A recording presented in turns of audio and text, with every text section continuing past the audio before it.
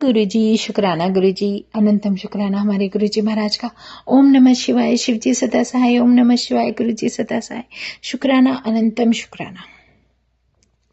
नारद जी बोले, अब कार्तिकेय का चरित्र सुनो। ब्रह्मा जी, इसके पश्चात वहां क्या हुआ? ब्रह्मा जी बोले, तात फिर तो वही समय विधि प्रेरक विश्वामित्र का आगमन हुआ जहां की वे बालक उत्पन्न हुआ था। मतलब जहां जिस जगह पर शिव अंश ने बालक का रूप ले लिया था, वहीं पर उस वन के अंदर विश्वामित्र जी आते हैं और उसे देखकर ऋषि बहुत खुश होते हैं। उन्हीं के प्रताप को जानकर उन्हें बड़ी स्तुति करते हैं। तब अत्यंत उत्सवदायक बालक ने विश्वामित्र से कहा कि हे महाज्ञानी, तुम शिव की इच्छा से सहसा ही यहाँ आ गए हो। मतलब शिव भगवान की इच्छा थी कि तुम यहाँ पहुंच गए हो, अतः तुम सविधि मेरा संस्कार करो। अब आज से आप मेरे पुरोहित हो गए हैं, इसमें कोई संदेह नहीं। अब आप सभी के पूज्य हो जाएंगे। तब विस्मित होकर विश्वामित्र जी ने उस बालक से कहा, हे तात, ब्राह्मण मैं नहीं किंतु गाधी क्षत्रिय का पुत्र हूं।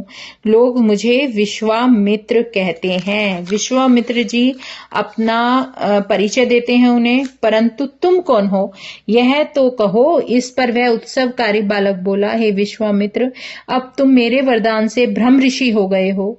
मतलब मैंने तुम्हें अपना ऋषि बनाया है, मैं तुम्हें वरदान देता हूं, अब तुम ब्रह्म ऋषि हो गए हो। निसंदेह अब वशिष्ठ आदि ब्रह्म ऋषि तुम्हारे प्रशंसक होंगे। मैं आज्ञा देता हूं, अब बच्चा उन्हें बोल रहा है, मैं आज्ञा देता हूं कि तुम मेरा संस्कार करो और ये गुप्त रहस्य किसी पर प्रकट ना करना। फिर तो विश्वामित्र जी उस बालक का जाति संस्कार करते हैं और बालक ने भी प्रसन्न होकर उन्हें सच्चा ज्ञान प्रदान किया। देखो, भगवान के अंश में तब से ही कितना ज्ञान था, मतलब कितनी ताकत थी। और शिव के अंश के अंदर तात, यह तो मैंने उस बालक की एक लीला कही, अब उसकी कथा सुनो। उसी बालक को आकर देखा तो उसका आलिंगन और चुंबन कर उन्होंने उसे शक्ति और शस्त्र अर्पण किया। उस शक्ति को लेकर वे क्रोध पर्वत पर चढ़ गए और शिखर ढाने लगे। कितने वीर थे यह देख 10 वीर राक्षस उसको मारने आए, परंतु कुमार ने सबको अपने प्रहार से नष्ट कर दिया। त्रैलोक्य कांप उठा। यह देख देवताओं सहित शंकर जी वहां आए और इंद्र ने उसके दक्षिण पार्श्व में वज्र का प्रहार कर दिया, जिससे विशाख नामक एक महाबली दूसरा मनुष्य उत्पन्न हो गया। इंद्र ने फिर उसके कार्तिकेय के वाम पार्श्व में प्रहार किया, इससे विशाख नामक दूसरा पुरुष पैदा हो गया। इंद्र ने उनके हृदय में मारा तो नेगम नामक एक महाबली प्रकुट पैदा हो गया। ये चारों स्कंद हुए जो बड़े ही वीर थे। अब ये चारों महाबली इंद्र को मारने दौड़े। इंद्र भयभीत होकर उनकी शरण में आए। बालक स्वर्ग पहुंचा और एक सरोवर में स्नान करती हुई कृतिका नामक 6 स्त्रियां उसे पकड़ने दौड़ी। उनमें भारी विवाद हुआ। कुमार ने 6 मुख करके एक एक मुख से सबका स्तनपान किया। वे प्रसन्न होकर कुमार को अपने लोक ले गईं और उसका लालन पालन करने लगी। मतलब वो छोटे से ही बहुत बलशाली थे। त्रैलोक्य में सुंदर वस्त्रों और उत्तमोत्तम आभूषणों को पहनाया गया।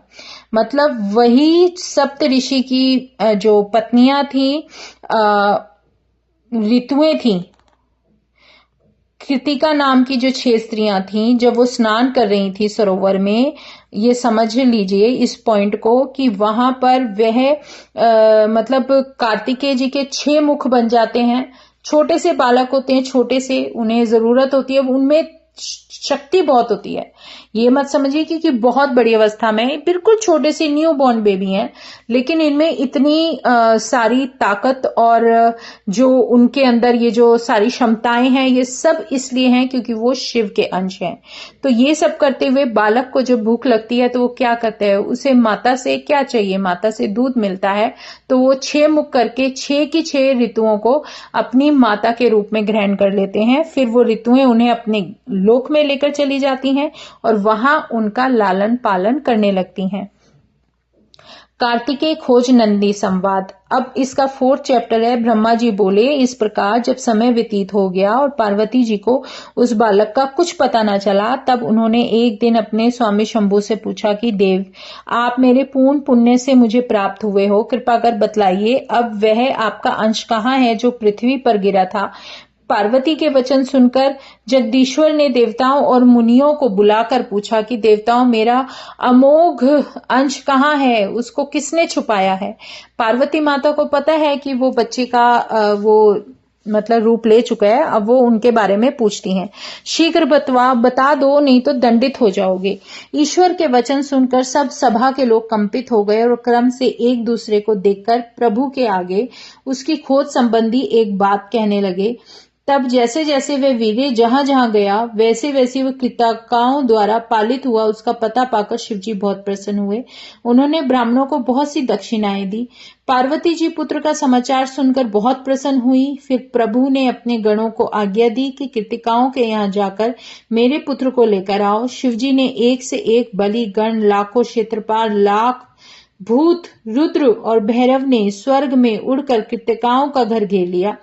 कृतिकाएं तो डर गईं, व्याकुल हो गईं। तब उन्होंने ब्रह्म तेज प्रकाशमान कार्तिकेय से कहा, वत्स, क्या तुम नहीं देखते कि असंख्य सेनाओं ने तुम्हारे घर को घेर लिया है, अब क्या करे, कहाँ जाए।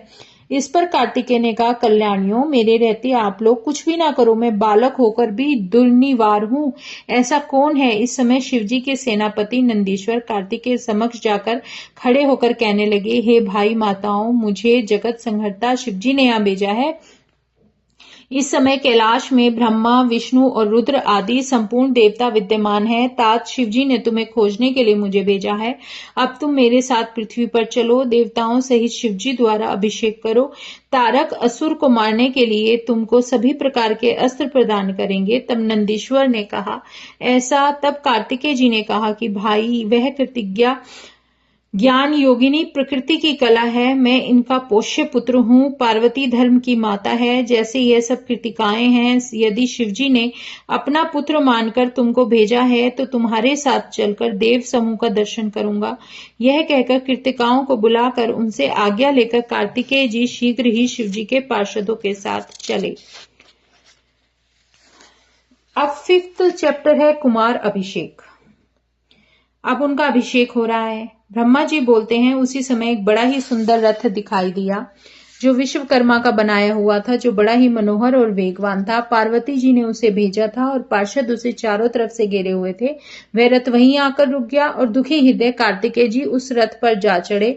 6 हो कृतिकाएं व्याकुल होकर बाल खोले वहां आकर खड़ी हो गई। उन्होंने कहा, तुम तो हमारे पुत्र हो, हमने तुमसे बड़ा प्रेम किया है, अब हम क्या करेंगे और कहाँ जाएंगे। इस प्रकार कहती हुई कार्तिकेय को हृदय से लगाकर पुत्र वियोग से शीघ्र ही वहां मूर्ति हो गई।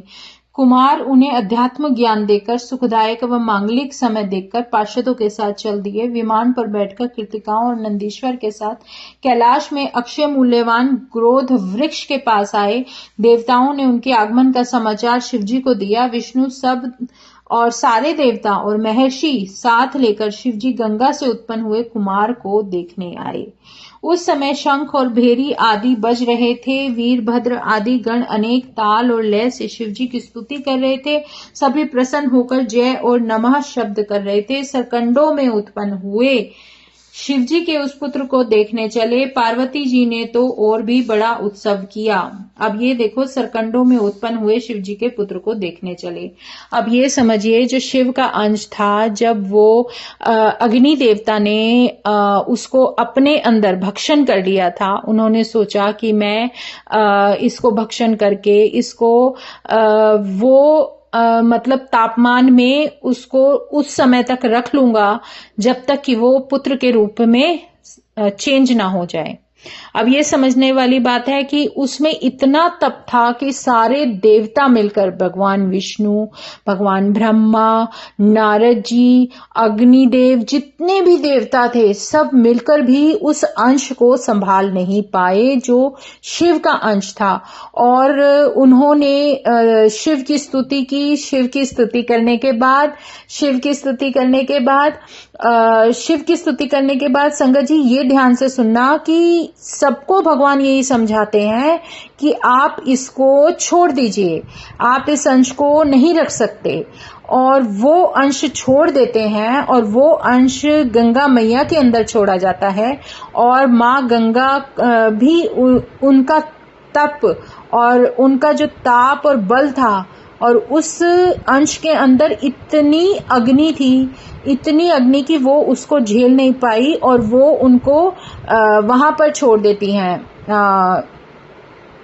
सरकंडों में।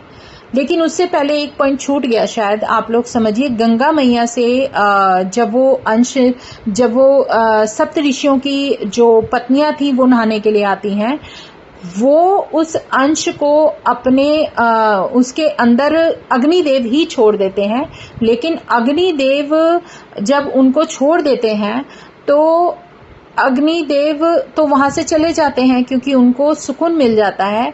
लेकिन वो अंश जो किसी से भी धारण नहीं किया जा रहा था, वो सप्त ऋषि की जो पत्नियां थी, वो गंगा मैया में जब स्नान करने आती हैं तो गंगा मैया के अंदर से उनके अंदर चला जाता है।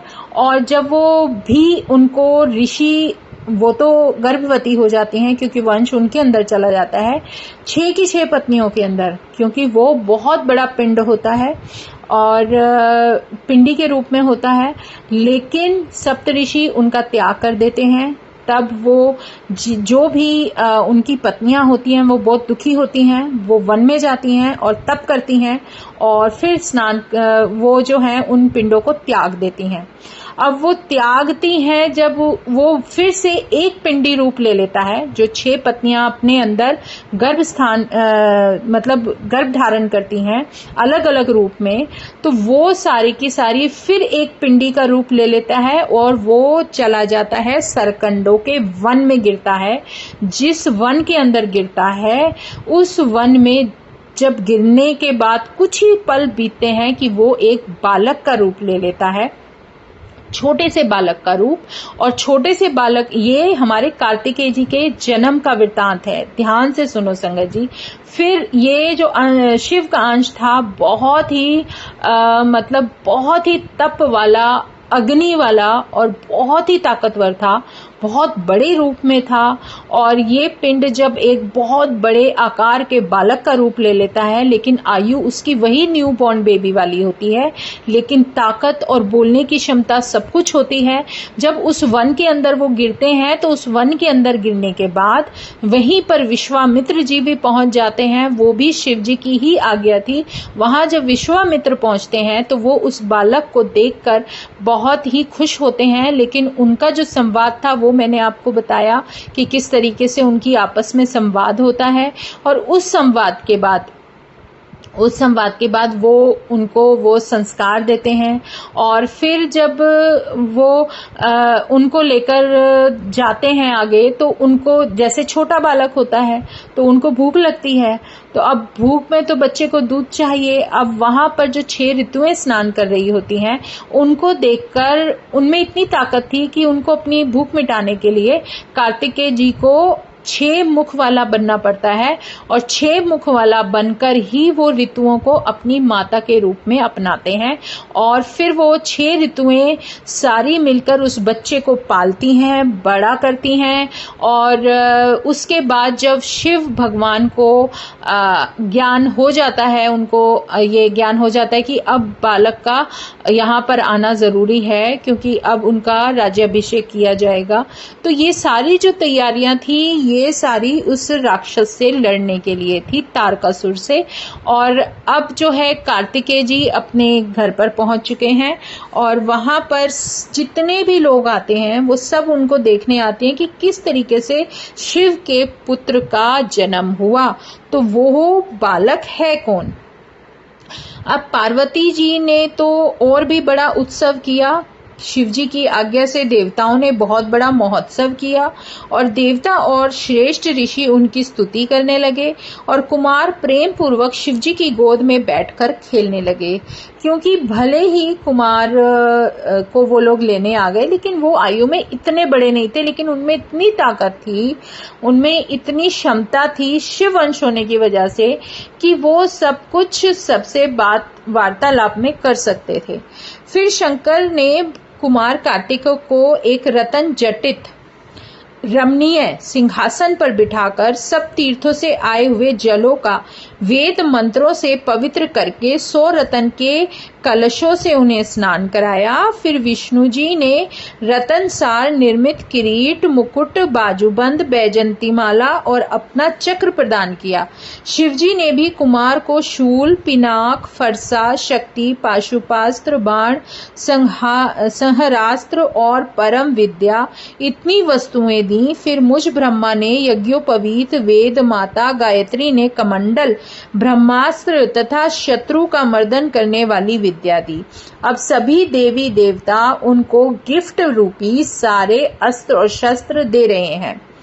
इंद्र ने अपना ऐरावत और वज्र तथा वरुण ने श्वेत छत्र और रतनमाला प्रदान की। सूर्य ने मन के समान गमन करने वाला शीघ्रगामी रथ और कवच तथा यमराज ने दंड और समुद्र ने अमृत कलश लाकर दिया और कुबेर ने अपनी गदा दी और शंकर ने भगवान ने अपना शूल दिया। इसी प्रकार सब देवताओं ने उन्हें अलग अलग तरह के शस्त्र और उपाय दिए और जितने भी उपहार दिए। पार्वती जी ने चिरंजीवी रहने का आशीर्वाद दिया और लक्ष्मी जी ने दिव्य संपदा और एक मनोहर हार दिया और सावित्री ने सभी सिद्धियां और जो भी देवियां वहां आई थी उन सभी ने बालक की पालना के लिए यथाशक्य जो कुछ भी दे सकते थे वो दिया। इसी प्रकार अन्य सभी देवताओं ने उनका वहां आदर और अभिवादन किया और कुमार ने सबके स्वामित्व को ग्रहण किया।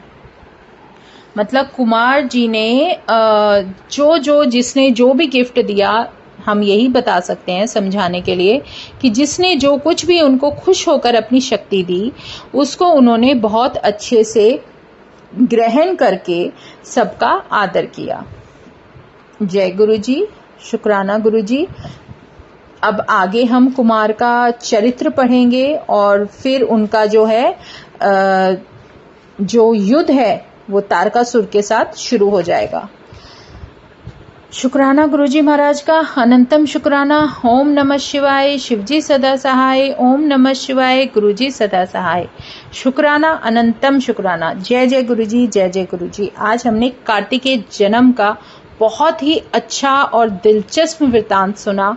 हमें नहीं समझ थी कि किस तरीके से कार्तिकेय जी का जन्म हुआ, क्योंकि भगवान शिव जिन्होंने पूरी अर्थ बनाई है, जिन्होंने पूरा ब्रह्मांड बनाया है, इमेजिन शुक्राना कि उनका एक अंश जो अब हमारे सामने हमारे पूर्ण गुरु के रूप में हमारे सामने विराजित हैं और हमारा कल्याण करने के लिए हमारे जीवन में आ चुके हैं। तो इससे प्यारा, इससे अच्छा आशीर्वाद कोई हो ही नहीं सकता और उनसे अच्छा साथी कोई नहीं हो सकता, क्योंकि जब परमात्मा खुद एक अंश का रूप लेकर तुम्हारा साथ देने के लिए आ जाए तो इससे बेहतरीन तुम्हारे जीवन का कोई भी गोल्डन पीरियड या हो ही नहीं सकता। ना ही कोई जैकपॉट हो सकता है, ना ही कोई लॉटरी हो सकती है। तो जय गुरु जी, शुक्राना गुरु जी, अनंतम शुक्राना हमारे गुरु जी महाराज का। ओम नमः शिवाय, शिवजी सदा सहाय। ओम नमः शिवाय, गुरुजी सदा सहाय। शुक्राना, अनंतम शुक्राना। जय गुरुजी, जय गुरुजी, जय गुरुजी।